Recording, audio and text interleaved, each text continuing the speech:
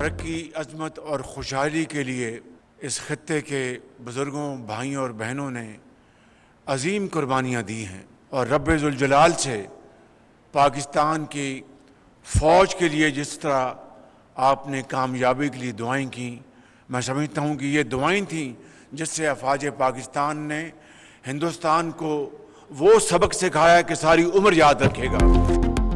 افواج پاکستان نے بھارت کو ایسا سبق سکھایا کہ صدیوں یاد رکھے گا۔ پاکستان اور کشمیر کو دنیا کے نقشے پر عظیم بنائیں گے۔ پاکستان کی ترقی اور خوشحالی کے لیے کشمیریوں نے قربانی دی۔ وزیر اعظم شہباز شریف کا مظفر آباد میں لیپ ٹاپ تقسیم کرنے کی تقریب سے خطاب۔ کہا نوجوانوں کو جدید تعلیم، ٹیکنالوجی دینا اولین ترجیح ہے۔ تقریب کے دوران وزیر اعظم شہباز شریف کو ایک اسپیشل بچی نے پورٹریٹ دیا تو آپ دیدہ ہو گئے۔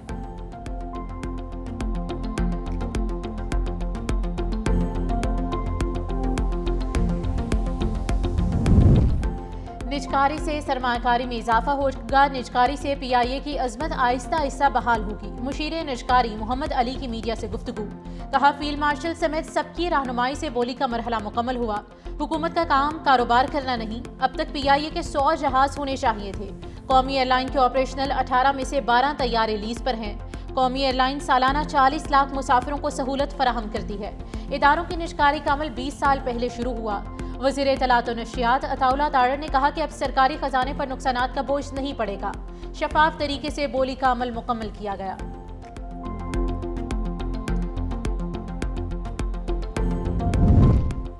معاشی اصلاحات کے مثبت نتائج سے اعتماد بحال ہوا اور ملک برآمدات پر مبنی ترقی کی جانب بڑھ رہا ہے۔ امریکی اخبار یو ایس اے ٹوڈے میں پاکستان پر 16 صفحات پر مشتمل خصوصی رپورٹ شائع۔ رپورٹ میں وزیر خزانہ محمد اورنگزیب کا انٹرویو شامل، معیشت، سرمایہ کاری کے مواقع اور اہم پالیسی ترجیحات پر تفصیلی تجزیہ شامل۔ وزیر خزانہ نے کہا کہ مالی سال 2025 کی بنیادیں بہتر ہیں۔ کئی برسوں بعد پاکستان نے پرائمری بجٹ اور کرنٹ اکاؤنٹ سرپلس حاصل کیا۔ ترسیلات زر میں اضافہ ہوا اور مہنگائی سنگل ڈیجٹ میں آ گئی۔ زر مبادلہ کے ذخائر 14.5 ارب ڈالر سے تجاوز کر گئے۔ شرح مبادلہ مستحکم ہوئی اور سرمایہ کاروں کا اعتماد بحال ہوا۔ حکومت برآمدات پر مبنی حکمت عملی اپنا رہی ہے۔ آئی ٹی اور ٹیکسٹائل برآمدات نمایاں ہیں اور آئی ٹی برآمدات 4 ارب ڈالر سے تجاوز کر چکی۔ وفاقی کابینہ کا اجلاس آج شام طلب۔ وزیر اعظم کی زیر صدارت اجلاس شام 4 بجے ہوگا۔ کابینہ اجلاس میں اہم امور زیر غور آئیں گے۔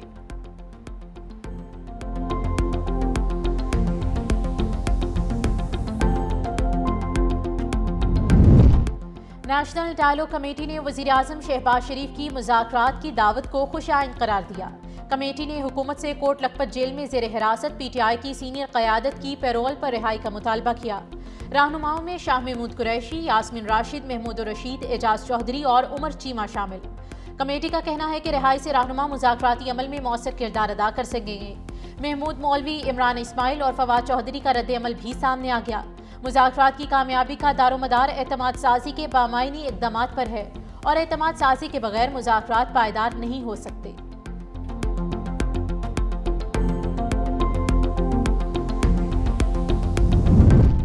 وزیر اعظم نے متعدد بار پی ٹی آئی کو مذاکرات کی دعوت دی۔ مذاکرات کی دعوت کے جواب میں دوسری جانب سے شرائط رکھی جاتی ہیں۔ وزیر دفاع خواجہ آصف نے کہا کہ پی ٹی آئی اگر اپنا ہاؤس ان آرڈر کر لے تو بات آگے بڑھ سکتی ہے۔ پبلک سیکٹر کی بربادی کی ذمہ دار بیوروکریسی ہے۔ اداروں کی بربادی کے ذمہ داروں کا احتساب کیا جائے گا۔ حکومت کے پاس پی آئی اے کے اب بھی 25% شیئرز ہیں۔ 4 سال سے جس طرح پی آئی اے چل رہی تھی اس طرح تو بند ہو جاتی۔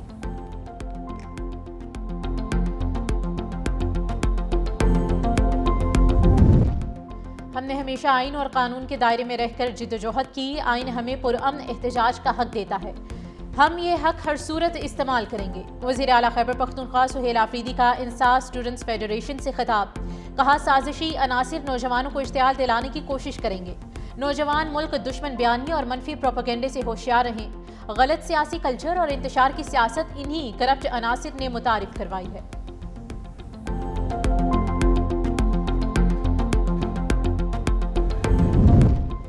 صدر آصف علی زرداری کی کربلا میں روزہ حضرت حسین رضی اللہ تعالیٰ عنہ اور حضرت عباس پر حاضری۔ دونوں مقامات پر صدر نے فاتح خوانی کی اور نوافل ادا کیے۔ صدر زرداری نے حضرت حسین کی قربانی کو حق، عدل اور استقامت کی علامت قرار دیا۔ صدر زرداری کی امت مسلمہ کے امن، اتحاد اور سلامتی کے لیے دعا۔ صدر زرداری نے حضرت حسین کی تعلیمات کو حق، عدل اور انسانیت کے لیے رہنما قرار دیا۔ گورنر کربلا ڈاکٹر نصیف جاسم الخطابی بھی صدر مملکت کے ہمراہ تھے۔ متحدہ عرب امارات کے صدر محمد بن زائد ال نہیان 26 دسمبر کو دورے پر اسلام آباد پہنچیں گے۔ ذرائع کے مطابق دورے کے دوران صدر محمد بن زائد وزیر اعظم شہباز شریف سمیت دیگر اہم حکومتی شخصیات سے ملاقات کریں گے۔ ملاقات میں دو طرفہ تعلقات، اقتصادی اور تجارتی امور سمیت پاک UAE تعلقات پر تبادلہ خیال ہوگا۔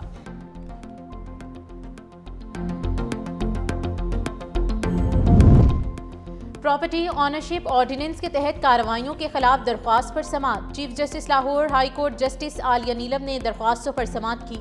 عدالت کی درخواست فل بینچ کے سامنے لگانے کی ہدایت۔ Chief justice Lahore high court justice Aliya Neelam نے ریمارکس دیے کہ بغیر کسی آرڈر کے زبانی طور پر قبضے کیسے دلوائے جا رہے ہیں؟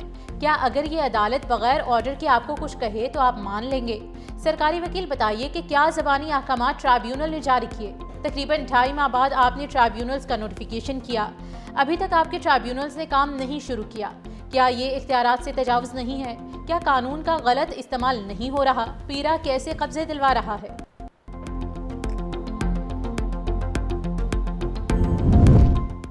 وفاقی آئینی عدالت نے کوئٹہ کے لوکل گورنمنٹ انتخابات پر حکم امتناع جاری کر دیا۔ چیف جسٹس امین الدین کی سربراہی میں 3 رکنی بینچ نے سماعت کی۔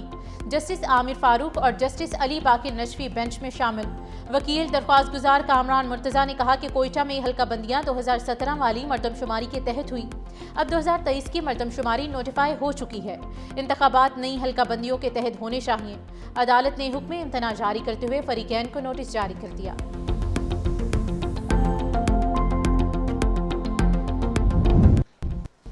سائبر کرائم جدید دور کا بڑا خطرہ ہے۔ سندھ حکومت عوام کے تحفظ کے لیے اقدامات کر رہی ہے۔ وزیر اعلیٰ سندھ سید مراد علی شاہ کا سائبر کرائم کے خلاف عالمی دن پر پیغام۔ کہا آن لائن دھوکہ دہی اور ہیکنگ سے بچاؤ کے لیے آگاہی سب سے مؤثر ہتھیار ہے۔ نوجوانوں کو سائبر سیکیورٹی اور ڈیجیٹل ذمہ داری سے متعلق شعور دینا وقت کی ضرورت ہے۔ آن لائن فراڈ، جعلی سرمایہ کاری اور ڈیجیٹل اسکیم سے عوام کو محتاط رہنا ہوگا۔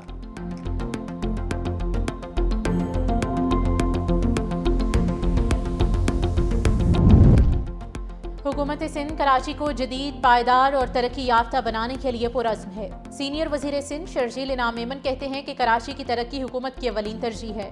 بنیادی ڈھانچے، تعلیم، صحت اور ماس ٹرانزٹ کے منصوبے جاری ہیں۔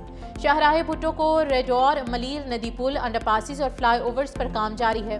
9 ڈسٹرکٹ ہسپتالوں کی توسیع اور نئے میڈیکل کالجز کے لیے 300 ارب روپے مختص۔ بس ریپڈ ٹرانسپورٹ منصوبوں پر 155 ارب روپے فراہم کیے گئے۔ ہر منصوبہ شہریوں کی سہولیات اور خوشحالی لانے کے لیے وقف ہے۔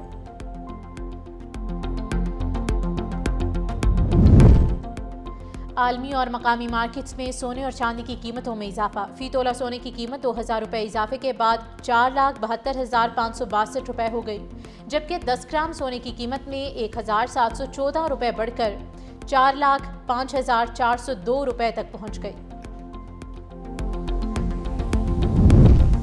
ڈمپرز اور ہیوی ٹریفک کے کراچی میں داخلے پر پابندی عائد۔ دن کے اوقات میں ہیوی ٹریفک کے شہر میں داخلے پر پابندی میں فروری 2026 تک کی توسیع کی گئی ہے۔ کمشنر کراچی نے حکم نامہ جاری کیا۔ ٹریفک پولیس کے ساتھ منسلک ٹریکر لگی گاڑیوں کو استثنا ہوگا۔ ڈمپر، ٹرالر، مال بردار گاڑیاں رات 10 بجے سے صبح 6 بجے تک اندرون شہر سفر کر سکیں گی۔